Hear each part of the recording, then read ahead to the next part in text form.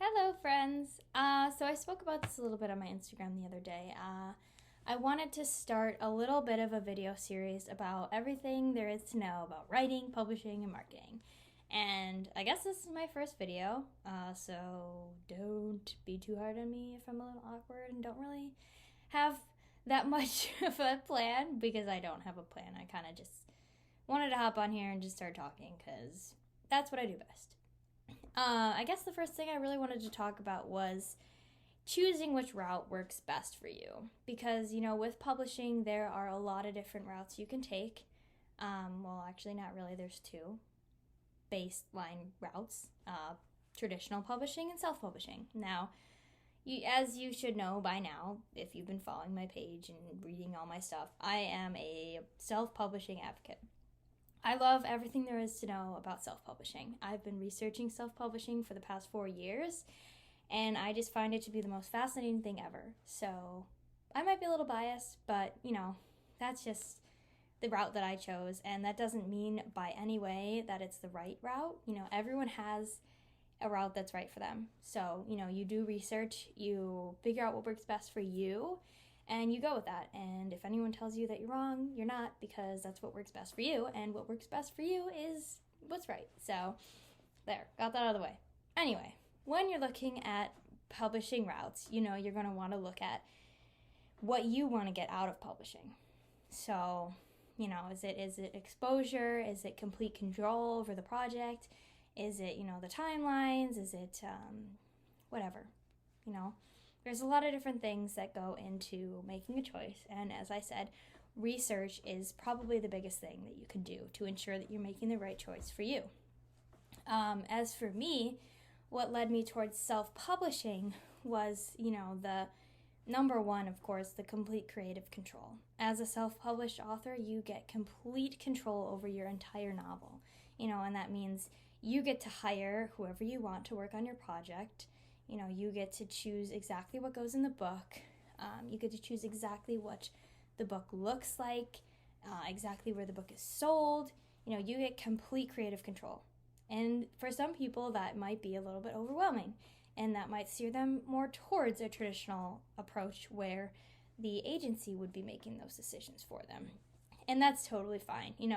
There's different things that work better for other people, and for someone like me, having complete creative control is just very exciting.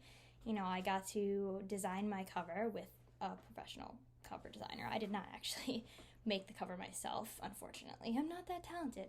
That's why I hired someone. But having the ability to work with the designer and come up with a design that I thought best fit my book was just very exciting, and it's something that I very much value in the publishing process. And that could be something the complete opposite for someone else, and that's totally fine. Another aspect that led me to self-publishing was the timeline. And, this might be overwhelming for some people, but as a self-published author, you get to completely control your book's timeline. Meaning, I get to set the launch date. If I have to push it back, if I have to change it, that's on me. Which, I've had to do before. I actually thought I was going to publish my book in 2018, and now it's 2021, and I'm publishing my book. So, yeah, it is a good factor for some people, being able to choose exactly when you're doing something is a good thing. But for some people, they might like a more strict schedule, which is totally fine. I liked to consider myself a very structured person before, but, when it comes to publishing, I don't really like to rush myself. So if I can have that, if I can have that little bit of leeway to decide exactly when I'm doing something, it does relieve a bit of stress from me. So, yes. The third thing that I would say is one of the biggest factors of me choosing self-publishing was the royalties.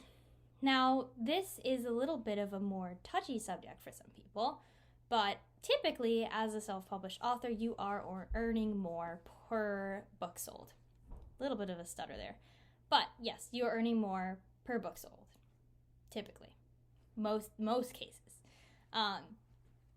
Traditional agencies typically provide what's called a advance to their authors.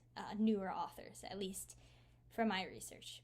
And an advance is a larger sum of money that agencies will pay out to their authors, newer authors most of the time, that they have to make back in sales in order to continue making profit with them.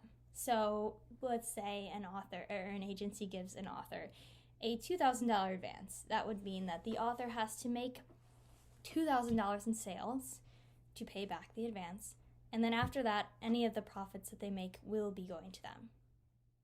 But yeah, I'm not a traditionally published author, so I don't know everything there is to know about traditionally published royalties, but that would be the baseline, is most of the time they receive advances. Anyways, we're talking about self-publishing. Mostly, those are the top 3 reasons why I choose self-publishing. I mean, there are other reasons, the sense of that entrepreneurial spirit, that was a big thing for me too. I am very much in that entrepreneurial spirit. I like to start things, I like to do things, I like to create things, be in charge, that would be a lot of the entrepreneurial spirit. But there are many other benefits to self-publishing that I really value. Maybe I don't notice them as much, but they are definitely still important for the self-publishing route. But, with that, I will say that research is very important. Do not make a decision just because of this video. Now, I wouldn't think you would make a decision because of just this video, but do your research, look into things, look into what matters to you the most, do your research before you make a decision. As with any other big life decision, this is a big decision for you and your book and your business. So I would highly recommend looking into some sort of, other articles, other blogs, trying to figure out what works best for you, examining what you think is most important to get out of publishing, and really using that to help you make your decision. But yeah, that's about all I have for today. I hope this helped you in some way, shape, or form, and stay tuned for other videos.